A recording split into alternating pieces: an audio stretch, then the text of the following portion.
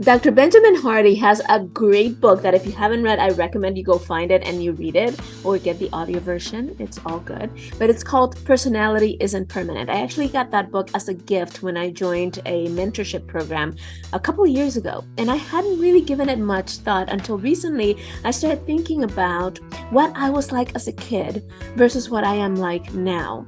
And if you've heard me before, if you followed me for a period of time, you've heard me say before that I am an introvert.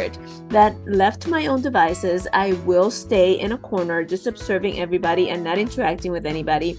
That if left to my own devices, I will never go to social gatherings or things of that nature.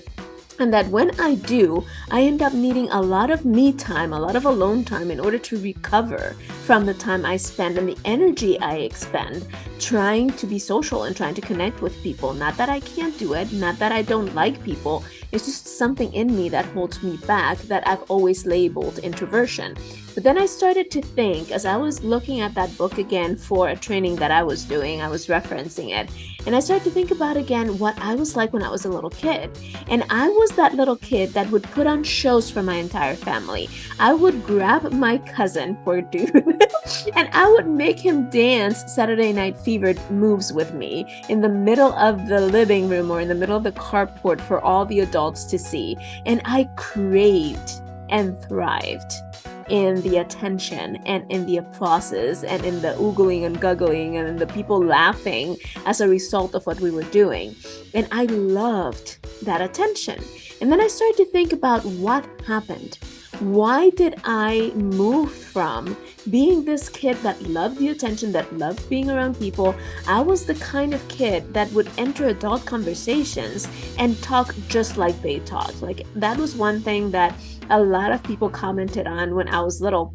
In fact, I had one teacher that called my mom over almost in tears to tell her how much she felt for me because she didn't feel like I had a childhood because I expressed myself like any other adult would. So I'm not saying any of that to make it sound like I'm special or anything. I'm just saying that I used to be this way, where I was outgoing and extroverted by any definition, and then something shifted inside of me where I started identifying more with introversion rather than extroversion. And with reading that book, Personality Isn't Permanent, I started to put two and two together and I started to think about when it was that that shift occurred. But more importantly, why it occurred and whether it is in my best interest to remain an introvert or to do something and try and reverse the process that took me from extroversion to introversion. So today what I want to talk about is the power of introversion. Mainly because I have noticed that our society, and you probably have noticed this too, and this is not something new, but our culture, our society has a bias towards extroversion, which means that most of the time people who are labeled introverted feel like they're lacking something, feel like somehow they're at a disadvantage. But today I want to prove to you and to me that being an introvert is actually not just a good thing, but it's something that all of us should aim to have a little bit of. So we're going to talk about shifting the concept of extroversion and introversion a little bit. And then we're going to talk a lot about why it is a good thing to be an introvert, the power behind introversion, and how we can leverage that power. Are you ready for this conversation? Then let's go. Hi, welcome to Sincerely Speaking. I'm Marcia Amaro, your self-leadership coach. Now what that means is I'm here to help you rediscover your calling, tap into your greatest potential and strengths, and eliminate those things that keep getting in your way and in the way of your success. So whatever success looks like to you, whether it is in your career, in your business, in your relationships, or in your life in general, I'm here to help you get out of your own way, remove the obstacles, and elevate all of your life to the next level. If you're ready to see everything that you're capable of and see what your life can look like, I invite you to head on over to marciamaro.com and set up a 30-minute clarity and confidence call where we will talk about your mission, your vision, your goals, the things that you're here on this planet to create, what might be getting in the way up until now, and some actionable, amazing ways to get out of your own way to eliminate all those obstacles and reach the level of success that you've been dreaming of. Are you ready? Are you ready for the next level? Then stick around to this conversation of Sincerely Speaking, and then head on over to marciamara.com and schedule your 30-minute call. Can't wait to meet you in person. Chat soon. Okay, so the first thing I want to talk about today is a slight shift in the way we perceive introversion and extroversion, right? We typically see introversion and extroversion as elements of our personality, and we are taught, typically, they teach us out there, whoever they are, they teach us that introversion, extroversion, personality in general is something that is pretty much set in stone, that once you know your personality, then you know how you operate. But in my opinion, that is a very disadvantageous way to look at yourself, to look at the way we operate, and to look at the way human beings in general are built, right? We are in a society, in an environment that understands and teaches evolution, right? I don't believe in all of what evolution teaches, but there is an advantage and there is a truth in the fact that the way human beings are today is not exactly the same way that human beings were a couple of thousand years ago. And that is obvious and that is evident. So there's some level of evolution and of growth that happens in all species throughout time, including human beings. So what makes us think that there is anything to the way we are and to the way we behave that is permanent in its nature? I happen to think and I happen to believe that we do grow and evolve. I am a proponent of a growth mindset with a few tweaks to the way the growth mindset has been taught, right? Like, I don't believe that you should spend too much time trying to strengthen your weaknesses, but you can learn and you can grow those skills if you wanted to, if it is in your best interest, right? But that aside, I am a proponent of the fact that you can change, that you can grow, that you can modify, and that you can adapt. And that's not always a good thing. It's not always a bad thing, but we have the ability as human beings to do all those things. So it's important to understand that when we look at anything that is labeled personality, what we're really talking about is the way we project ourselves onto our environment and the people in that environment. Yes. So you might have had the experience that I've had where at home, I act and I feel a certain way. And then when I'm in public, I act and I feel differently. And it's not that I'm being disingenuous or that I'm not being authentic. It's just that element that I have bought into and that I have adopted as part of my personality and my identity of being an introvert causes me to act differently when there are strangers around, when there's a group of people larger than what I'm comfortable with, or when I'm outside of the scope and the space where I know they know me and I don't need to hide anything or act in a specific way, right?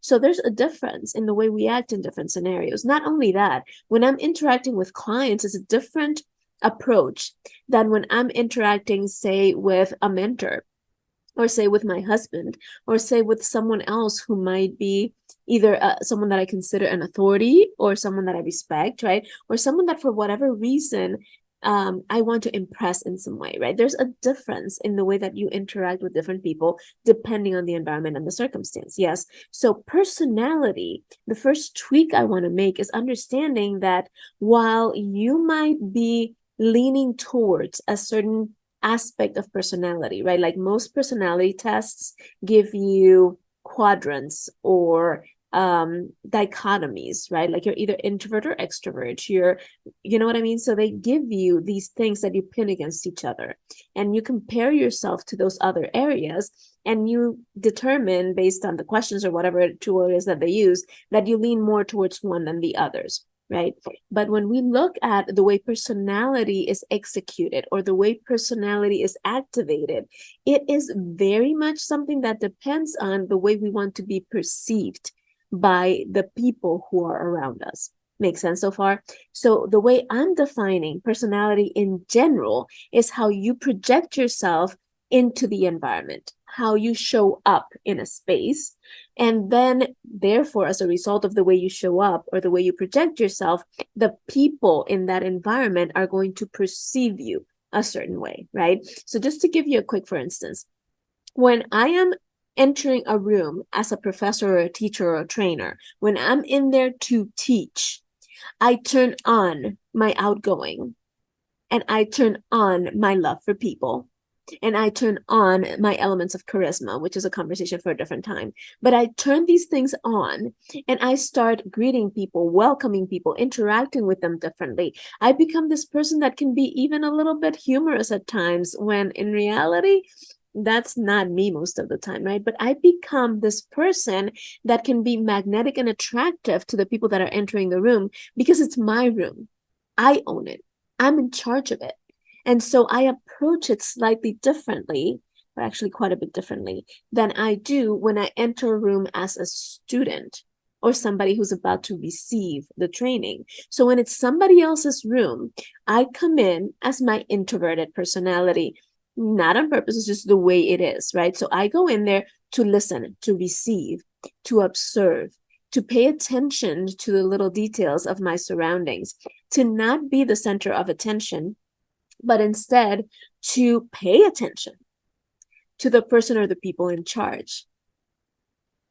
And therefore, when I enter a room as a student or as a learner, I enter more as an observant, right? So I enter more as an introvert. I don't really go out and greet people. If somebody greets me, I'm of course courteous and I respond. If I make eye contact with someone, I might be the first one to say something. And if I see someone who's completely isolated, I might, depending on the setting, make an approach so that they're not. But for the most part, I enter it with a completely different energy and as a completely different presence, right? My presence as I go in, it's completely different. So the first thing I want us to understand is that even now, even before we dive into the whole element of introversion and extroversion, personality is how we project ourselves, and therefore there's an element of control because how we project ourselves, how we show up, how we enter into any environment or any interaction is entirely up to us. Yeah, there might be a few elements that help us decide how we're going to show up. And there might be elements outside of our control that put us in a position where we pick one over the other, where we select one way of approaching it over another because of those circumstances. But even within that, it is still our choice whether we give in to those circumstances and use them as the gauge or as the determining factor of how we show up, or whether it is that we show up the way we want to show up regardless of whatever is happening, right? And in looking at that, you might notice some people that have lower filters and some people that have stronger filters, right? Higher set of filters. So you might have some people that the second they walk into a room, they perceive certain things, they feel certain things, and they monitor and they moderate is the word. They moderate how they show up based on what they perceive. Whereas you have other people that no matter what happens, you might even tell them flat out, look, you're being obnoxious or the way you're behaving is not appropriate for this. And they might not get it. It will go right over their head and they will continue to act in the same way that they always act. And most of the time, the people that have low filter settings are going to say things like, well, that's just the way I am. You either take it or you leave it. Right? And there's nothing good or bad about it. It's just the way it is. So the first thing, aside from understanding that personality is how you project yourself, and therefore you have some control over it. The second thing is understanding that you get to set your filter thermostat, so to speak. You get to set your filter at a level that you're comfortable with depending on the circumstance. So there's not only control in the way that you show up in order to be perceived a certain way, there's also a level of control in how much you let or you allow the environment and the surrounding, the atmosphere, to determine the level in which you show up. Make sense? Which finally leads me to what I believe is probably the most important distinction we're going to make in this conversation, which is that any element of personality ultimately is a mindset that you adopt. Ultimately, how you show up, the way that people perceive you, and the way that you project yourself within a certain space is a matter of the mindset that you take on regarding that situation, that atmosphere, or that moment.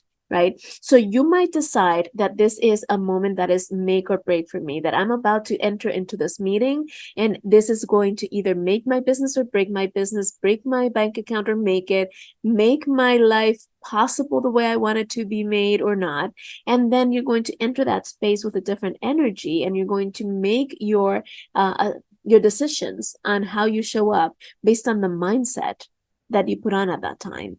Because you're either going to take on a mindset of, I'm in charge and I'm in authority and I can do this, or you're going to take on a mindset of, ooh, I'm in trouble, I'm at their mercy, right? And whatever mindset you choose is going to determine how you proceed and how you show up. Does that make sense? So when we're looking at introversion and extroversion in this conversation, we're going to look beyond what most people understand about introversion and introversion. And we're going to clarify those two terms in a second. But we're going to look beyond that because we're going to start thinking about introversion and extroversion and any other element of personality that might have been holding you back or that might have had you confused in the past. We're going to look at the whole of personality as a mindset. And if it's a mindset, then you can shift it, you can adapt it, you can control it. Yes. So it's not only that personality isn't permanent, is that there's a mindset behind it, that once you understand that there's more control, that you have more control to it than you might have believed in the past, then there's also more that you can do in order to bring to the surface the elements of this personality thing that serve you. And not that you're going to suppress parts of you, but you're going to be able to show up in the way that it's most powerful for the situation you're in. And again, this has nothing to do with being inauthentic. You are still you. The problem, I think, is that we have bought into this idea that who I am is one thing.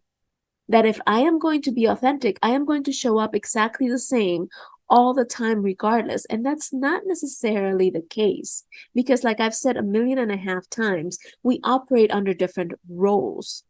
And depending on the role you take on, you have to modify the way you show up.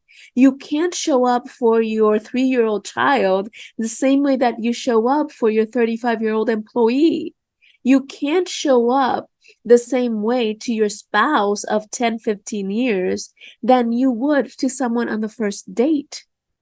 You can't show up the same way to your parent as you show up for your sibling. You can't. It's not appropriate. It's not right. And it's not fair.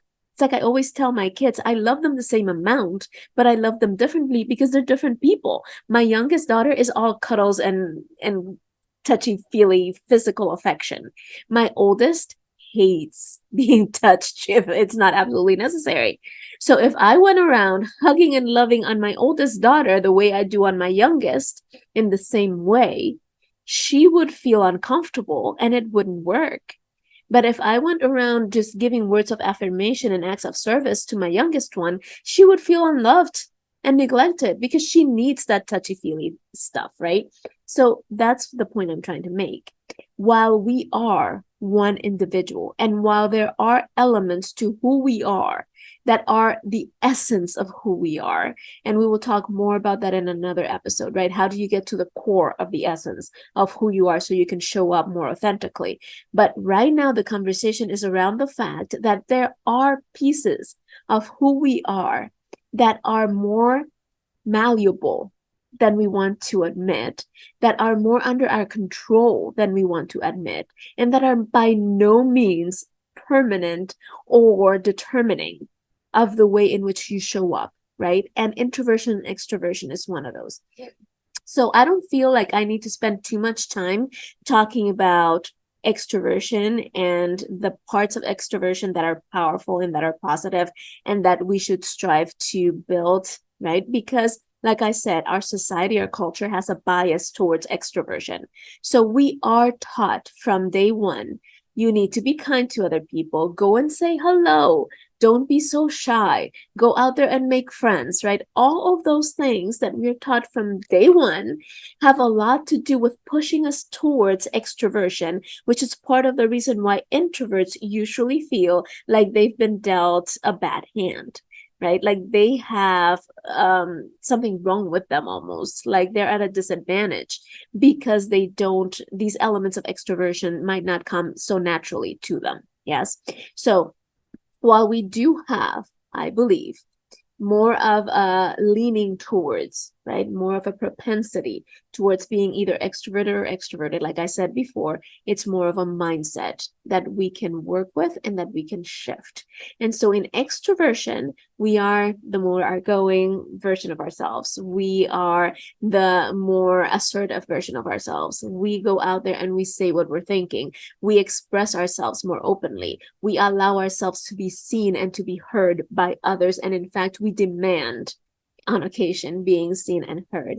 And we do everything in our power to position ourselves as someone worth listening to and as someone worth paying attention to.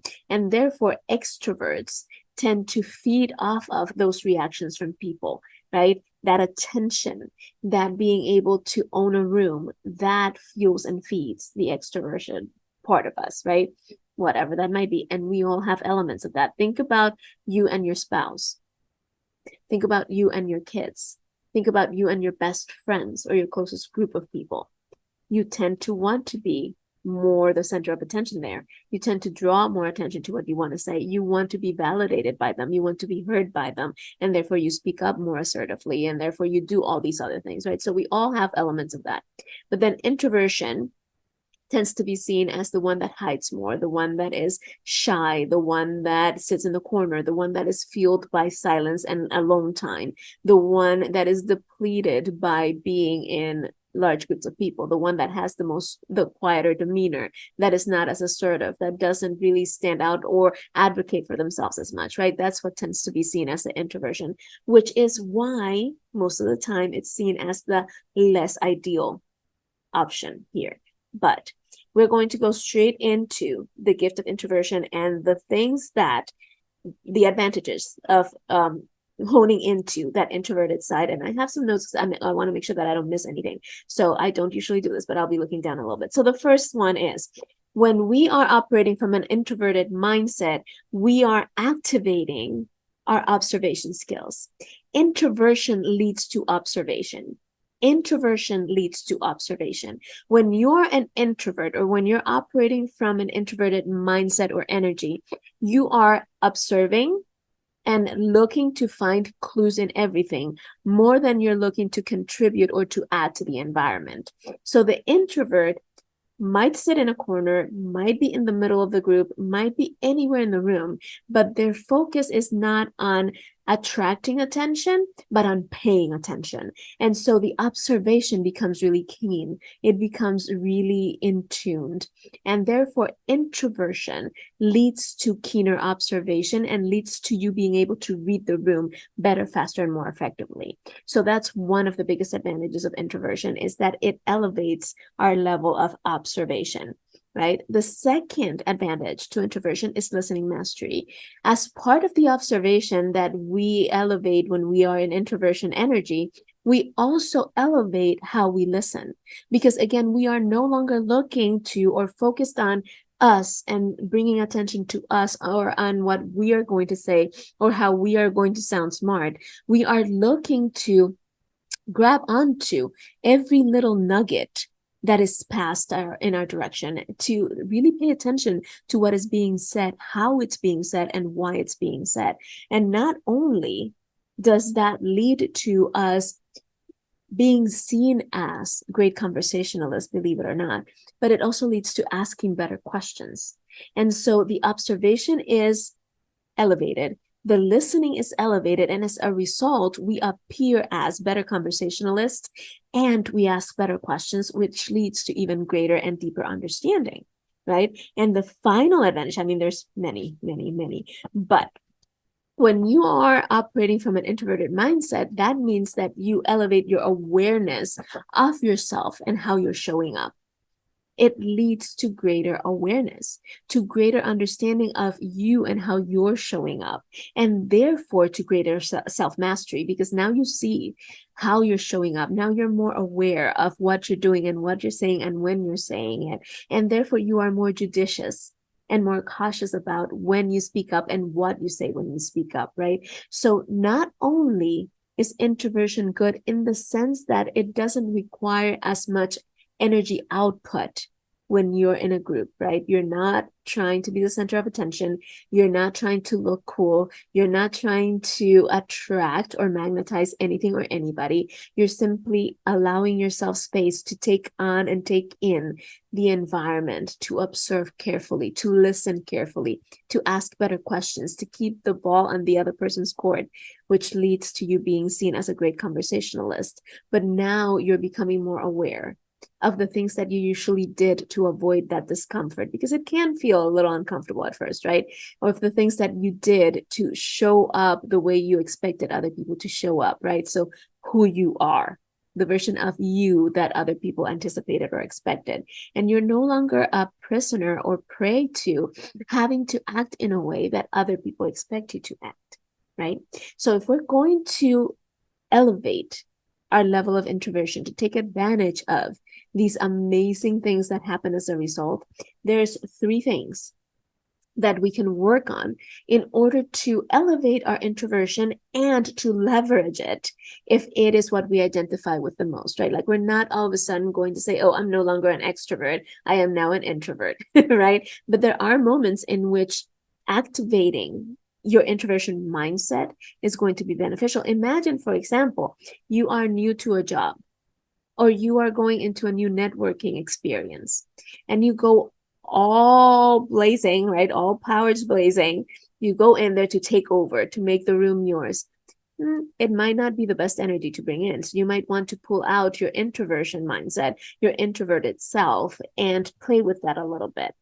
And as we operate in understanding that we can show up as either or and still be ourselves, there are some things to work on, some things to focus on as we elevate our introverted mindset and capitalize on these strengths and the power of introversion. So if you identify as an introvert, these are the things to focus on.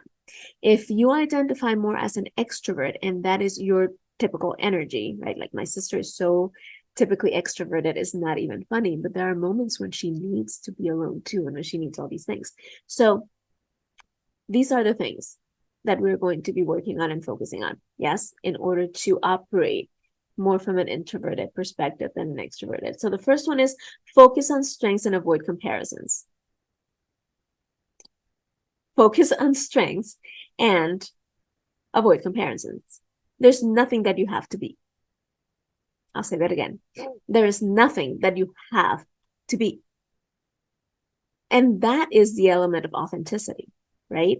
If you feel in that moment that the best thing you can bring out is your extroverted self, go for it. But if you feel in that moment, if you believe in that moment that you're better served by observing, being more quiet, being more of an outsider in that circumstance, then do that. Because that's where the authenticity come in. See, the lack of authenticity comes in when I force myself to be extroverted, but I don't feel it. Or when I force myself to stay in a corner, but what I really want to do is go make friends with that person over there, right? So when I allow myself space to really be aware, self-aware, and understand what my being is telling me is going to be the best to my best service, right? And to the best service of those there. And I allow myself to operate based on what I believe is going to be the highest service that I can bring. That's when I'm being authentic. And therefore, the first key, which is focusing on your strengths and avoiding comparisons and understanding that you don't have to be anything, it's what is going to lead you closer to your authentic self, regardless of where you're at or what you're doing. So operate from your strengths. What are you good at? Don't try to be something that you're not in terms of what you're skilled to do, right?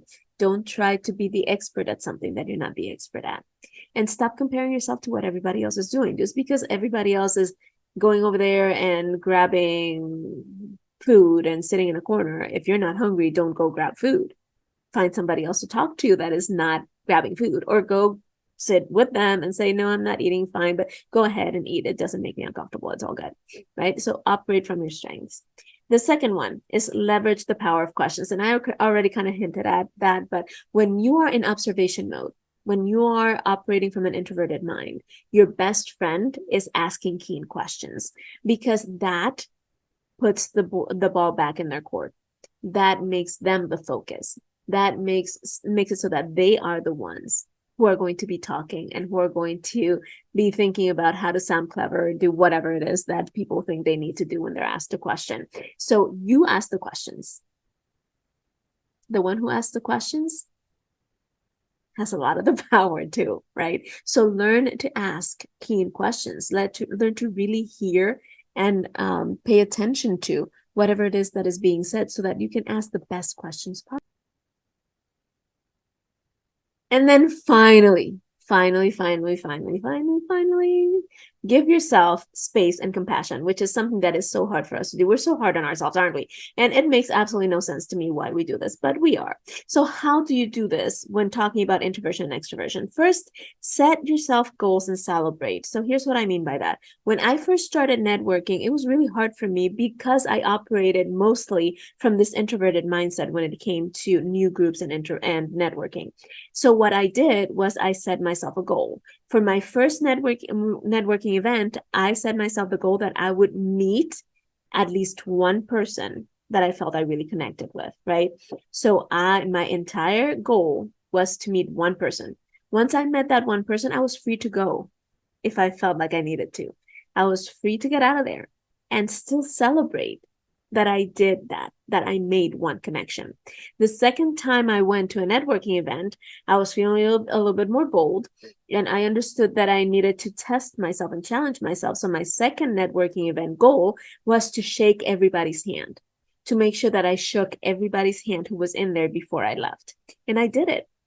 And I didn't have to say much. I was just like, hello, my name is Marcy. And that was it. For some people, it started conversations. For other people, it was just like, oh, hi, great to meet you. And they didn't even give me their name. But I did what I set out to do. And so I went out and I celebrated afterwards. And celebrate can be just as simple as, yeah, you did it. Woohoo, way to go, right? So celebrate. But set yourself goals for any interaction. And depending on what you want to achieve from that interaction, from that meeting, from that group, from that whatever it might be, then act accordingly, whether it is to bringing out more of your introvert or more of your extrovert, and celebrate once you get it done. Yes. The second one is stop justifying and explaining. You do not need to give anybody reasons for your behavior, because it's what you feel you need to do. Right? So if you go to a networking event, or if you go to a party or any social gathering, and half an hour later, you have already completed your goal for that interaction and you're ready to go, you don't have to make up excuses. You don't have to explain anything. You just go. You're done. If you want to say goodbye to certain people, say goodbye. And if they ask, why are you leaving? Oh, I just get to go. And that's it.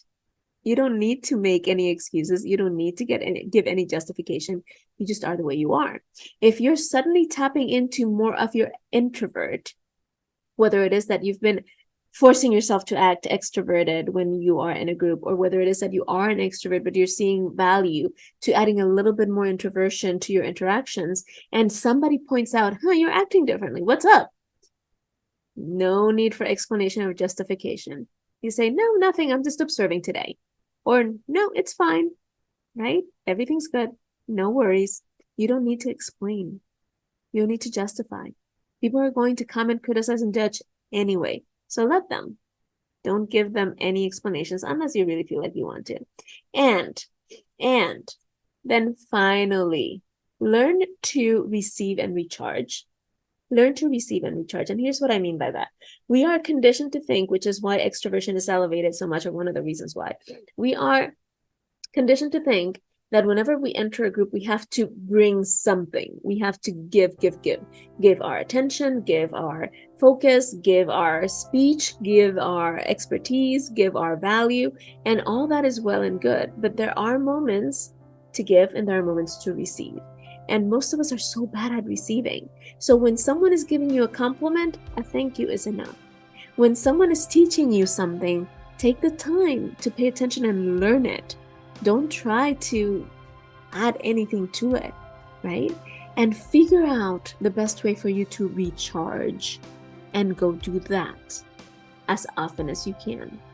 If recharging for you means that you need time by yourself, go give yourself the time to be alone. If recharging means you need to invite a couple of your best friends and go hang out at home watching whatever, figure out how best to recharge and take time to recharge. Because what most people use to distinguish introversion and extroversion is how we recharge, right? Either and how we process, how we recharge and how we process. Either we do it by ourselves or we do it with others. But the reality of it is that we have the capability of doing both. Like, I typically love recharging by myself, but nothing recharges me more than spending solid quality time with my daughters and my husband, with my family.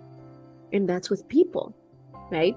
So take the time to really pay attention to what recharges you and give yourself that space, right? So to recap, introversion and extroversion are nothing more than mindsets that you adopt, and that doesn't mean that you are being disingenuous or less than authentic.